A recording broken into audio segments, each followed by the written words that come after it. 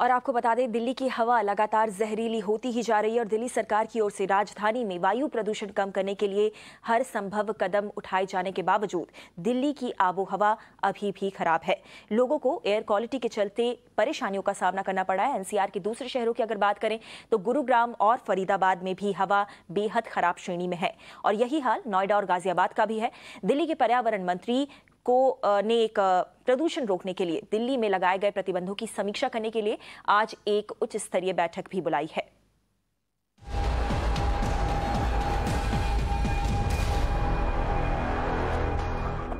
राजधानी में बढ़ती प्रदूषण की समस्या को देखते हुए दिल्ली सरकार आज स्कूल्स को खोलने और ट्रकों की आवाजाही को रोकने पर कोई फैसला ले सकती है। दिल्ली सरकार की बैठक आज दोपहर को होगी, जिन पर इन मसलों पर विचार किया जाएगा। सीधा चलते हैं हमारे संवाददाता प्रेरित के पास, जो कि और ज्यादा जानकारी लेकर हमारे साथ जुड़े। तो प्रेरित, हमने देखा था आखिरी बार जब इस तरीके की बैठक दिल्ली सरकार द्वारा बुलाई गई थी तो कई सारे बड़े फैसले लिए गए थे। कुछ प्रतिबंधों को एक्सटेंड किया गया था, कुछ जो प्रतिबंध थे उनको हटाया गया था। क्या आज भी कुछ इसी तरीके की संभावना है?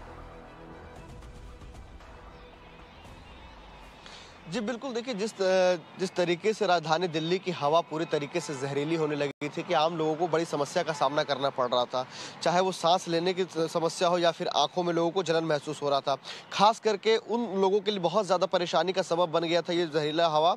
जो लोग कोरोना से अभी उभर के आए थे और जिनके लंग्स में अभी भी समस्या थी और जब वो सांस लेते तो उनको बहुत ज़्यादा तकलीफ हो रही थी, इसको लेकर के सुप्रीम कोर्ट के अंदर भी सुनवाई चल रही थी। दिल्ली सरकार ने भी आपातकाल बैठक बुलाई, उच्च स्तरीय बैठक बुलाई। उसके अलावा केंद्र सरकार ने भी बैठक की और दिल्ली सरकार ने बैठक के दौरान यह निर्णय लिया कि 26 तारीख तक, यानी कि अगले जो 26 नवंबर है,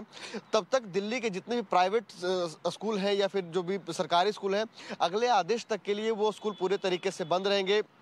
पहले 21 नवंबर तक के लिए दिल्ली के अंदर उन ट्रकों की एंट्री बैन की गई थी जो वेरी एसेंशियल सर्विस में नहीं आते हैं, लेकिन उसे फिर 21 तारीख को बढ़ा करके उसे अगले 26 नवंबर तक के लिए बंद कर दिया गया। यानी कि 26 नवंबर तक दिल्ली के जो पड़ोसी राज्यों से जो ट्रकें आते हैं वेरी एसेंशियल सर्विस के तहत, उन्हें ही अलाउ किया गया। उसके अलावा जो वेरी एसेंशियल सर्विस के तहत नहीं आते हैं ट्रक, उन्हें अलाउ नहीं किया गया। यानी कि दिल्ली की हवा जिस तरीके से लगातार जहरीली हो रही थी कि दिल्ली के पर्यावरण मंत्री जो गोपाल राय हैं, उन्होंने खुद बैठक की और आज भी बैठक है और आज भी यह माना जा रहा है कि उसमें भी कुछ जो है दिल्ली वासियों के लिए एक सकारात्मक कुछ बैठक में चीजें निकल करके आएगी। क्योंकि बीते दिनों बैठक हुई तो क्योंकि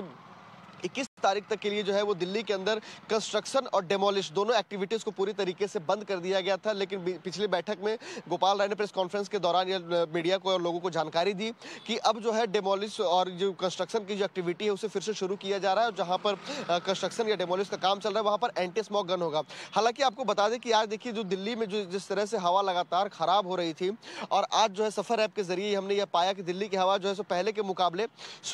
कम प्रदूषित है। क्योंकि दिल्ली में आज जो है एयर क्वालिटी इंडेक्स, वो दिल्ली की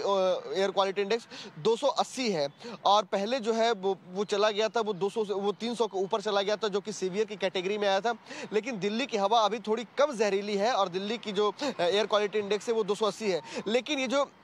280 है ये भी पुअर कैटेगरी में आता है और इसे भी बहुत खतरनाक माना जाता है, क्योंकि इसमें भी हेल्थ एडवाइजरी को लेकर के जो तमाम जो हेल्थ के जो विशेषज्ञ हैं उनका कहना होता है कि जो 280 जो है एयर क्वालिटी इंडेक्स जो कि पुअर कैटेगरी में आता है, इसमें भी बच्चे और बुजुर्ग, खास करके ये दो ऐसे लोग हैं, बच्चे, बुजुर्ग और गर्भवती महिलाएं, ऐसे लोग हैं जिन्हें बाहर निकलने के लिए अवॉइड करना चाहिए जब तक बहुत ज़रूरी काम ना हो। यानी कि ये घर पर बने रहे, बच्चे हो, बुजुर्ग हो या फिर गर्भवती महिलाएं, और अगर ये बाहर निकले जब बहुत ज़रूरत हो तो ये फिर मास्क लगा करके निकले ताकि PM 2.5 और PM 10 के जो जहरीले कण हैं ये इनके स्वास्थ्य को कम से कम नुकसान पहुँचा सकें। लेकिन जिस तरीके से दिल्ली की हवा लगातार प्रदूषित होती रही है और लगातार जहरीली स्थिति अभी भी बनी हुई है, उसको लेकर के जो आज बैठक यह माना जा रहा है कि उसमें भी कुछ सुरक्षित पहलू निकलेंगे और एक बार फिर से दिल्ली की हवा पहले की तरह शुद्ध होगी जितनी प्रदूषित हवा आज के वक्त में राजधानी दिल्ली की है। जी प्रेरित, शुक्रिया इस पूरी जानकारी के लिए।